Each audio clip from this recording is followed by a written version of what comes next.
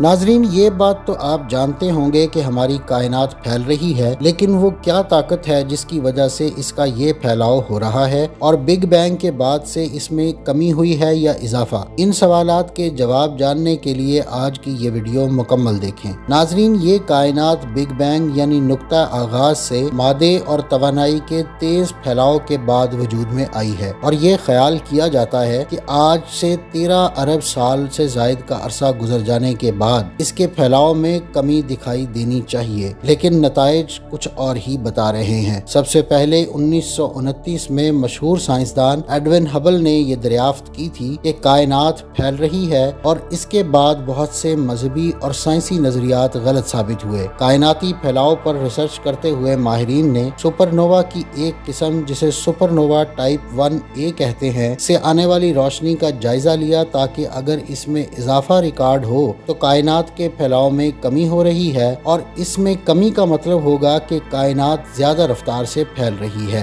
दरअसल जब एक बड़ा स्टार अपना सारा ईंधन यानी गैस एनर्जी में बदल देता है तो वो जोरदार धमाके की सूरत में फट जाता है और खला में अपने अंदर मौजूद मादे को फैला देता है, जिसके बाद उसी मादे से नए स्टार्स बनते हैं और इस धमाके को सुपरनोवा का नाम दिया जाता है। सुपरनोवा की दो अकसाम होती हैं, जिनमें टाइप 1A और टाइप 2 शामिल हैं। सुपरनोवा टाइप 2 में हमारे सूरज से 8 गुना बड़ा स्टार फटकर न्यूट्रॉन स्टार या ब्लैक होल बन जाता है, जबकि टाइप 1A में स्टार्स का जोड़ा मौजूद होता है, जिनमें एक ड्वार्फ स्टार होता है जबकि उसका साथी कोई भी दूसरा स्टार हो सकता है। जब दूसरा स्टार अपनी आखिरी उम्र को पहुंच जाता है तो ड्वार्फ स्टार उसकी सतह से मादा अपनी जानिब खींचने लगता है और जब उस ड्वार्फ स्टार में मौजूद मादे की मिकदार हमारे सूरज से 1.4 गुना ज्यादा हो जाती है तो ये ड्वार्फ स्टार जोरदार धमाके की सूरत में फट जाता है। ताहम कायनाती फैलाव की रफ्तार जानने के लिए साइंसदानों ने कैलकुलेशन की कि इस वक्त ये सुपरनोवा जमीन से जितनी दूरी पर है उस हिसाब से कितनी रोशनी जमीन तक पहुंचनी चाहिए, मगर जब उसको टेलीस्कोप से देखा गया तो आने वाली रोशनी की मिकदार हिसाब लगाई गई मिकदार से कम थी। ये देखकर माहिरीन बहुत हैरान हुए और सोचा कि शायद दूरबीन में किसी तरह की खराबी है जिस वजह से डाटा गलत आ रहा है, लेकिन जब दूरबीन का रुख उसी किस्म के दूसरे सुपरनोवा की जानिब घुमाया गया तो ये मालूम हुआ कि ये डाटा टेलीस्कोप में मौजूद खराबी की वजह से नहीं बल्कि किसी और वजह से है। ताहम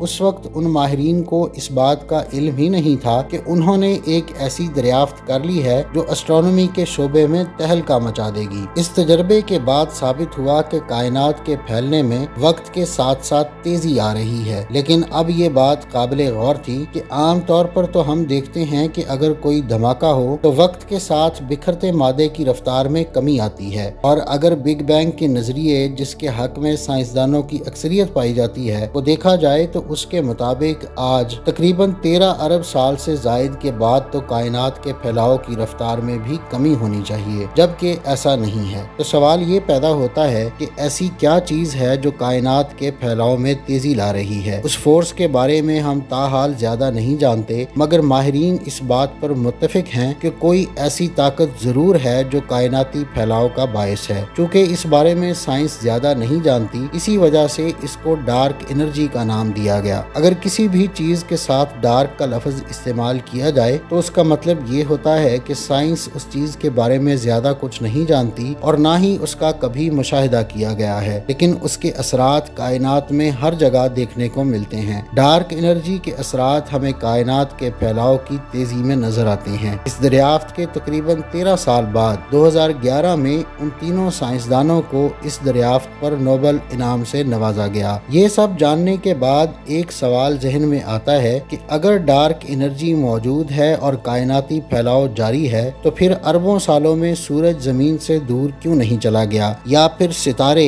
अभी तक गैलेक्सीज में मौजूद क्यों हैं। ये भी सुनने को मिलता है। माहिरीन के मुताबिक हमारी मिल्की वे गैलेक्सी और हमारी हमसाया गैलेक्सी एंड्रोमेडा करीब आ रही हैं, तो इसमें इसमें कितनी सच्चाई है? इसका आसान जवाब ये है कि एंड्रोमेडा का हमारी गैलेक्सी के करीब आने वाली बात भी उतनी ही सच्ची है जितनी डार्क एनर्जी से कायनाती फैलाव वाली बात है। कायनात में अज़ल से कशिश शकल और कायनाती फैलाव के दरमियान रस्साकशी चलती आ रही है। मसलन सोलर सिस्टम में सियारे सूरज से जिस फासले पर हैं उस पर कशिश शकल का असर डार्क एनर्जी के असर से कहीं ज्यादा है, जिसकी वजह से यहाँ हमें कायनाती फैलाव नजर नहीं आता। जबकि अगर हम दूर गैलेक्सीज का बगौर जायजा लें तो ये बात वाज़ेह हो जाती है कि ये गैलेक्सीज हमसे इतना दूर हैं कि इतनी दूरी पर ग्रेविटेशनल फोर्स से ज्यादा डार्क एनर्जी का असर दिखाई देता है, जिस वजह से ये गैलेक्सीज हमसे दूर जाती दिखाई देती हैं। नाजरीन, ये सब निज़ाम गवाह है कि इसको किसी जबरदस्त ताकत ने बनाया है, जिसने ऐसे बेहतरीन अंदाज में इसे तख्लीक किया है कि इसमें कोई जर्रा बराबर भी गलती या कमी नहीं।